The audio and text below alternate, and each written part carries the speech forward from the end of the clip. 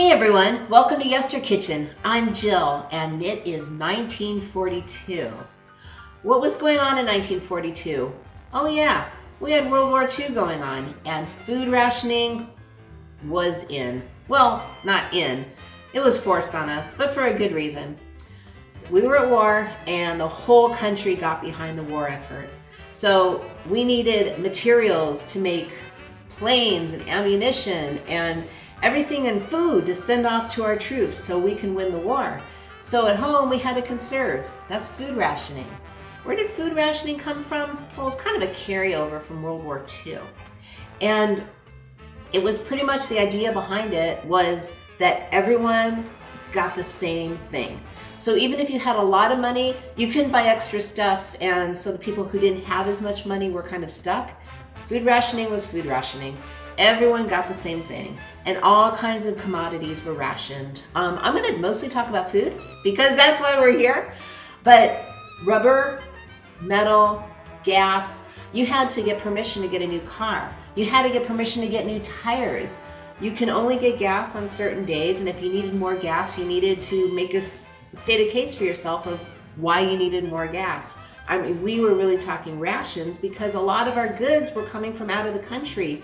And either the ships that brought them to us were turned into warships, or it just wasn't the safest thing for a ship carrying sugar to get to us. So we really had to make do with what we had. And then, like I said, make sure that our troops had what they needed to win the war. So that's kind of like, as far as the factories, they converted to making tanks, and the car factories converted to making military vehicles. And even, where do you think dehydrated dog food came from? We couldn't use the cans because that was metal and we needed to conserve that, so they started dehydrating dog food. It's just a lot changed because of the war. But because of that, the modern housewife had to learn how to make recipes with what we had. Every family was given a ration book. I sure wish I had one to show you. But it was literally a book with stamps in them. And you would take your book to the market and you would give the cashier your book. The stamp had to be attached to the book. You couldn't just give a stamp because people started selling stamps on the black market and trading stamps, and that just totally didn't work for rationing. So government came out with some laws saying the stamp had to be attached and the cashier had to take it out. Every family was given 28 ounces of meat and 4 ounces of cheese per week. It's really not a lot, but some very, very clever home economists came up with recipes so families can really not feel it too much. It started with sugar, and it kind of pretty much wound up covering everything. The only things that we really didn't ration were dairy products and eggs because we had plenty of them here. So I'm going to show you a recipe today straight out of 1942. It's called Victory Meat Patties. Why is it called that? We'll get to that later. It's kind of an interesting story. But for right now, welcome to 1942. It's dinner time.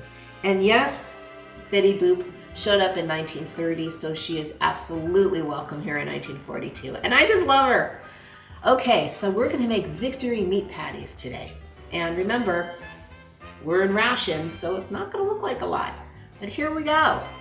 We're going to take our happy little bowl. Here's our happy little bowl. And to that, we're going to add 3 ounces of ground beef. Here we go. Make sure every little bit gets in there. And 3 ounces of ground pork.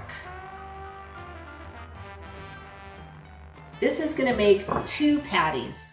I'll put in the description for 4 and for 6 the measurements in case you really want to try some 1942 history. But for right now, we're making 2. We're also going to add 4 teaspoons of finely chopped onion. And now 3 tablespoons of old-fashioned rolled oats. You know, the kind that comes in a cardboard container. We needed filler. I mean, we didn't have a lot of meat, so they used a lot of filler. Oatmeal was a very big one. It was a very big meat stretcher. So we have our 3 tablespoons. Whoops. We're also going to add a 1/2 teaspoon of salt. Whoop. and a dash of pepper. Even though it's in here, I always use fresh ground. It's just so much better. You should too. Those pepper mills are easy to find and very inexpensive, pretty much everywhere. So we have our little bit of pepper.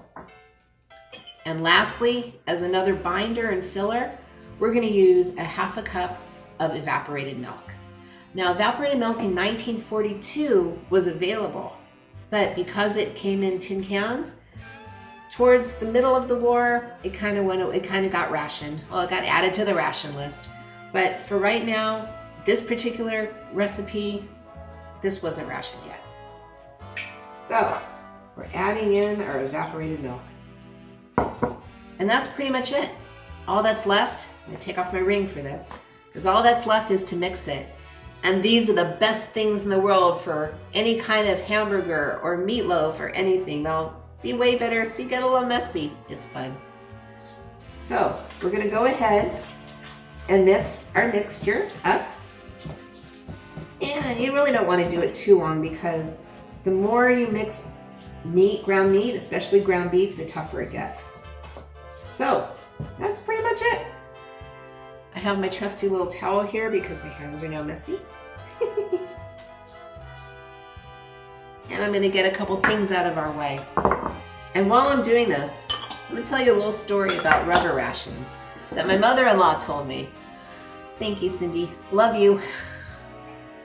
So she was a little girl in 1942 during World War II. And just cracks me up. So she was a little girl and she was at home one day, and one day her little friend comes to the door and her mom answers, and she really showed up to give Cindy her gum back because she was chewing it. She borrowed it because really you couldn't go to the store and buy gum. It just wasn't, nothing was as available as it is now. And that's just really something to appreciate and respect, that what people had to do back then. Anyway, she returned the gum and she apologized because there was some popcorn stuck in it. So my mother-in-law's mom had to have a chat with her and tell how we just, sharing gum is probably not the best idea.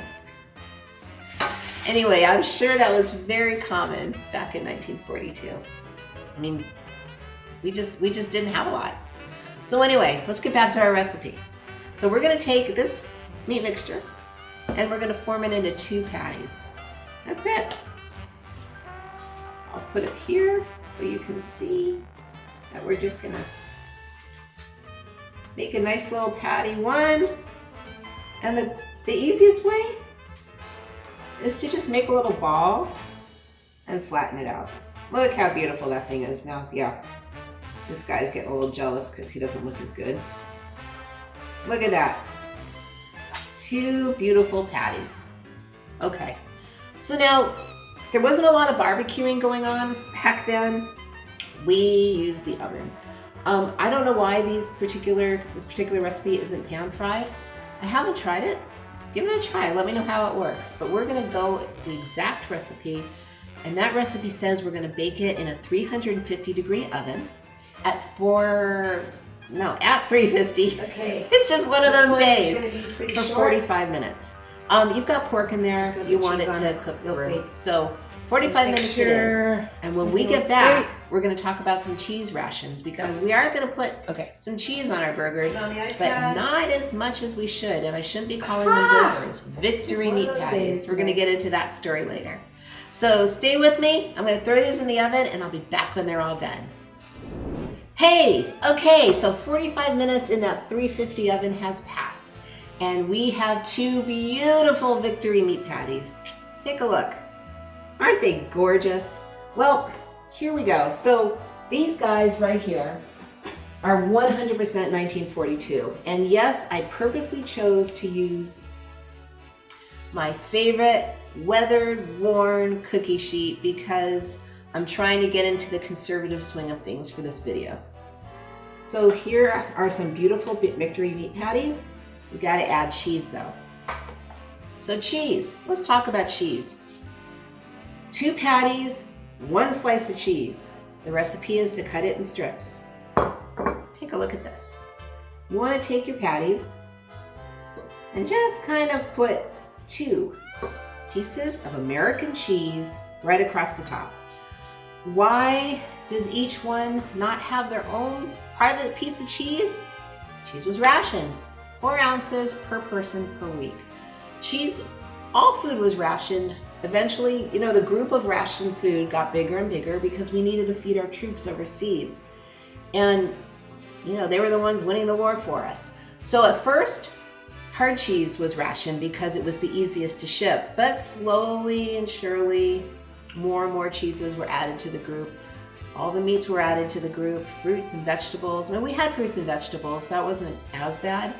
But beloved cheese, unfortunately, went by the wayside. So we rationed. We did with what we had. We still had our meat patties. And we still had the cheese. And by the way, why are they called Victory Meat Patties? Well, this is also another carryover from World War I. But at the time, we were kind of fighting Germany. So anything with a German sounding name food-wise or any other name had to go. So hamburgers, which originally come from Hamburg, Germany, turned into Victory Meat Patties. Frankfurters, same story. They were called Liberty Pups, but that name really didn't take. You know what did take? Hot dogs. And that name stuck. Unfortunately, Victory Meat Patties didn't stick, and after the war and after things settled down, we went back to our beloved hamburger.